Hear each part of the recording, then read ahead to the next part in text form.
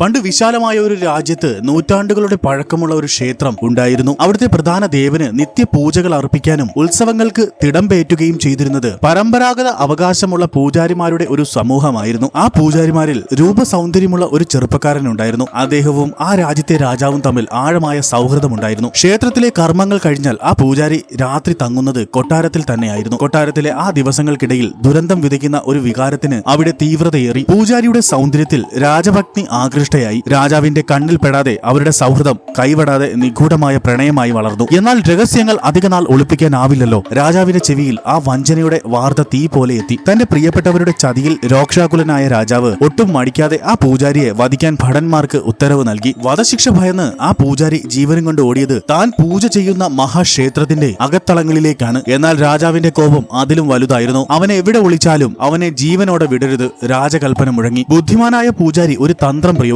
കഠിനമായ രോഗം അഭിനയിച്ച് അന്നത്തെ പ്രധാന ഉത്സവമായ ശീവേലി എഴുന്നള്ളിപ്പിന്റെ ചുമതല സഹപൂജാരിയെ ഏൽപ്പിച്ചു. നിഷ്കളങ്കനായ സഹപൂജാരി സന്തോഷത്തോടെ തിടമ്പ് ശിരസിലേറ്റി പുറപ്പെട്ടു. അതേസമയം ആദ്യത്തെ പൂജാരിയെ ലക്ഷ്യമിട്ട് രാജഭടന്മാർ ക്ഷേത്രത്തിന്റെ മറവിൽ കാത്തിരിപ്പുണ്ടായിരുന്നു. ശീവേലി ഘോഷയാത്ര നടയിലെത്തിയപ്പോൾ ഇരുളിൽ മറഞ്ഞിരുന്ന ഭടന്മാർക്ക് ലക്ഷ്യം തെറ്റി. അവർ തിടമ്പേറ്റിയ സഹപൂജാരിയെ രാജാവിന്റെ ശത്രുവാണെന്ന് കരുതി ക്രൂരമായി വധിച്ചു. ഭർത്താവിന്റെ ദാരുണമായ മരണവിവരം കേട്ട് ഓടിയെത്തിയ സഹപൂജാരിയുടെ പത്നി തകർന്നുപോയി. തന്റെ ഭർത്താവിന്റെ ശരീരത്തിന് മുന്നിൽ നിന്നുകൊണ്ട് കൊടും പാപത്തിന് ഉത്തരവാദിയായ രാജാവിനെയും കൂട്ടുനിന്നവരെയും നോക്കി അവർ ഉറക്കെ ശപിച്ചു. ഞാൻ എന്റെ ഭർത്താവിനെ വഞ്ചിക്കാത്ത പതിവ്രതയാണെങ്കിൽ ഈ വധത്തിന്റെ ഫലം നിങ്ങൾ അനുഭവിക്കും. ആ വാക്കുകൾക്ക് തീവ്രമായ ശക്തി ഉണ്ടായിരുന്നു. അവർ കഴുത്തിലെ താലിമാല വലിച്ചെറിഞ്ഞ് ക്ഷേത്ര പടിക്കെട്ടിൽ തലയടിച്ച് ആത്മഹത്യ ചെയ്തു. അന്യായമായി വധിക്കപ്പെട്ട ആ ബ്രാഹ്മണന്റെ ആത്മാവ് അക്രമാസക്തമായ ഒരു ബ്രഹ്മരക്ഷസായി മാറി. ക്ഷേത്രത്തിൽ പൂജകൾ മുടങ്ങി. നിത്യേന അപകടങ്ങൾ നടന്നു. ഭക്തർ ഭയന്ന് അങ്ങോട്ട് വരാതെയായി. ഒടുവിൽ പ്രശ്നം വെച്ചപ്പോൾ ഈ ദുരവസ്ഥയ്ക്ക് കാരണം ആ ബ്രഹ്മരക്ഷത്തിന്റെ രൗദ്രഭാവമാണെന്ന് തിരിച്ചറിഞ്ഞു. ആവാഹനം നടത്തി ആ അക്രമാസക്തമായ ശക്തിയെ ക്ഷേത്ര മതിലകത്ത് പ്രത്യേകമായി പ്രതിഷ്ഠിച്ച് ആരാധിക്കാൻ തീരുമാനിച്ചു. അങ്ങനെ തെറ്റായ വിധിയിൽ പൊലിഞ്ഞുപോയ ആ ബ്രാഹ്മണന്റെ ആത്മാവ് ഇന്നും ആ ക്ഷേത്രത്തിൽ കുടികൊള്ളുന്നു. ഭക്തർക്ക് അഭയവും ഐശ്വര്യവും നൽകി അതേസമയം ദുഷ്ടന്മാർക്ക് ശിക്ഷയും നൽകി ആ ശക്തി അവിടെ ശാന്തമായി കുടികൊള്ളുന്നു. ബ്രഹ്മരക്ഷസിന്റെ കഥ ഇഷ്ടമായ ലൈക്ക് ആൻഡ് സബ്സ്ക്രൈബ് ചെയ്യൂ.